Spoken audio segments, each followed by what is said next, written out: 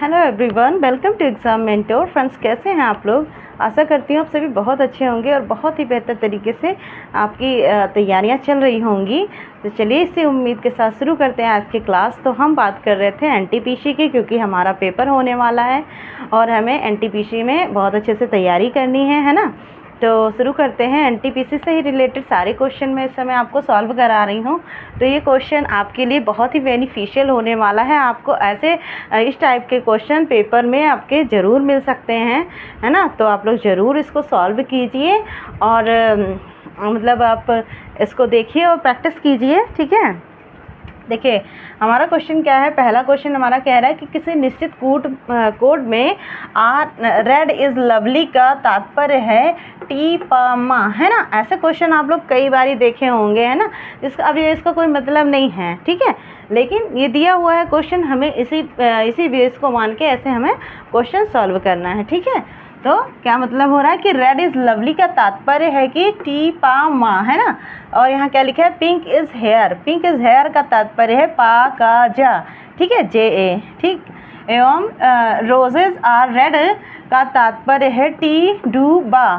तो माँ को कोड भाषा में निरूपित कीजिए, ठीक है। यहाँ पे माँ लिखा है ना, ये हमारा यहाँ पे ये माँ है और हमें इसी माँ का कोड बताना है कि हमें अगर माँ का कोड बताना होगा तो माँ किस तरह लिखा जाएगा कोड भाषा में, ठीक है। तो देखिए यहाँ पे मैंने पहले ही लिख लिया ताकि टाइम ना वेस्ट हो।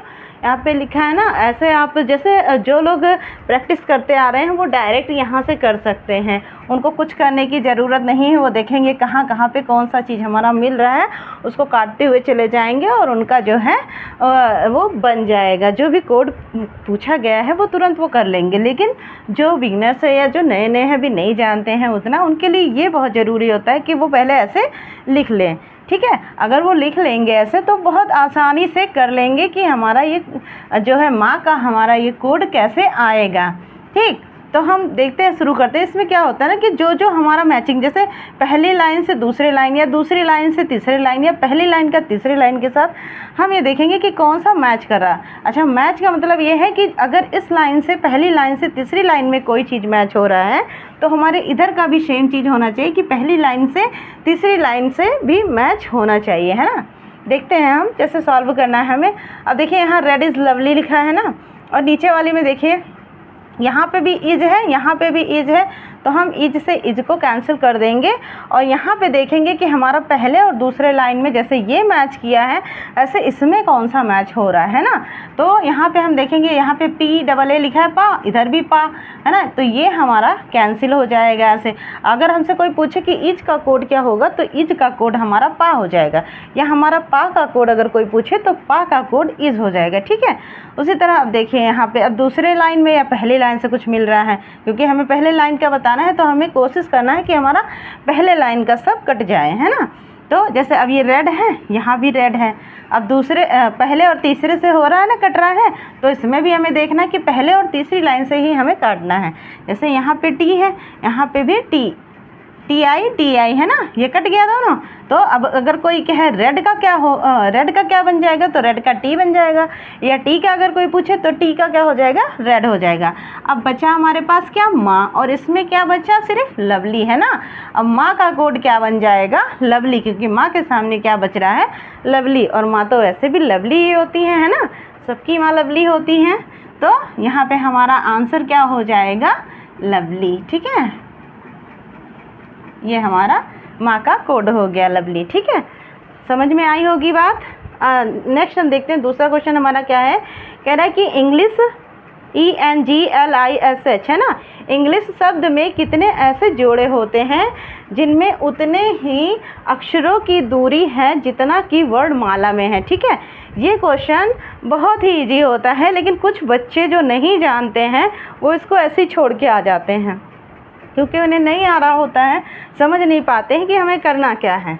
देखिए इसमें कुछ नहीं करना होता है। इसमें क्या कह रहा है कि इंग्लिश शब्द में कितने ऐसे जोड़े होते हैं जिनमें उतने ही अक्षरों की दूरी हमें देखनी होती है ना, कि कितने अक्षर की दूरी है। जैसे हम जब ABCD लिखते हैं तो हम देखेंगे कि क्या होता है, ABCD हमने अगर लिखा है तो यहाँ पे हम देखेंगे कि ये हमारी दूरी सही आ रही है।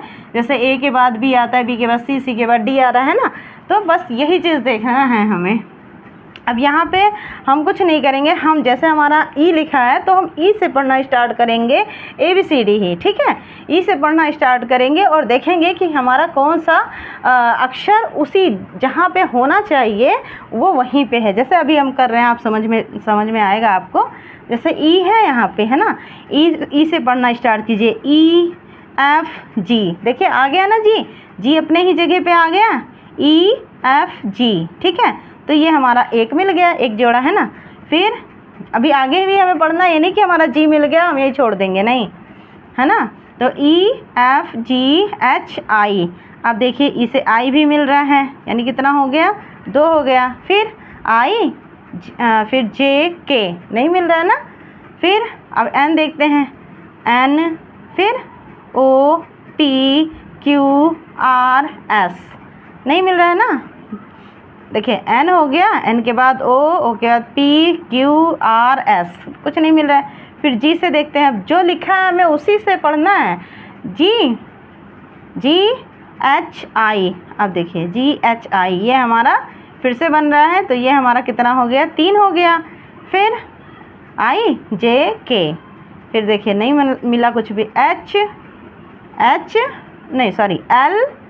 फिर L के बाद क्या होता है, MNO नहीं है। I से अगर लेते हैं तो IJK, ये भी नहीं बन रहा है। S के बाद बनेगा नहीं, S के बाद T, फिर छोड़ देते हैं ना। तो इसमें क्या हो रहा है, अब देखिए आप कितने बने, 1 बन गया, E से G तक 1 बना, फिर E से I 2 बन गया, फिर J से I 3 बन गया। तो हमारा आंसर कितना हो जाएगा, 3 हो जाएगा। समझ में आई बात। हमें कुछ नहीं करना है, जो ABCD हमारा लिखा है हमें उसी ABCD को पढ़ना है। जैसे हमारा E लिखा है तो E से हमें स्टार्ट करना है और देखना है कि कौन सा अक्षर अपने ही स्थान पे आ रहा है, ठीक है, वो उसका स्थान चेंज नहीं हो रहा है, वो उसी जगह पे आ रहा है। जैसे EFG है ना, G यहीं पे आएगा ना, E के बाद F आता, F के बाद G।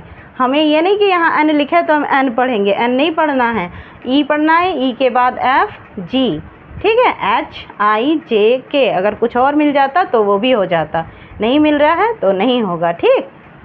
तो ये बहुत ही इजी होता है ऐसा वाला क्वेश्चन, तो आप लोग ज़रूर इसको सॉल्व करके आइएगा। ऐसे क्वेश्चन आपको दिखें तो आप लोग उसको छोड़िएगा नहीं, बिल्कुल भी, बहुत ही इजी होता है, कुछ भी नहीं करना होता है, बस थोड़ा सा आप दिमाग लगाइए और हो जाएगा, ठीक है। तो फिर जैसे अब ये आज का हो गया क्वेश्चन, ऐसे ही NTPC के लिए ही और बहुत सारे वीडियो मैं आपके लिए लाऊंगी, लेकिन शर्त इतनी है कि आप लोग भी जिन लोगों को पसंद आए क्लास वो प्लीज़ लाइक किया कीजिए और शेयर भी ज़रूर किया कीजिए।